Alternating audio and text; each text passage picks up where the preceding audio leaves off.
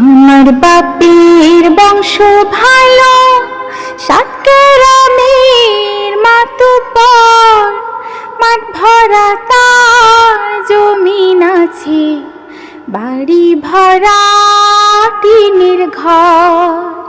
ওই দেখা যায় পদ্মা নদী, পদ্মা নদীর মাঝখানে নতুন একটা চর দেখা যায় যে, ওই চরেতে আমরা দুজন বাস করিব জনম ভর, বাস করিব জনম ভর।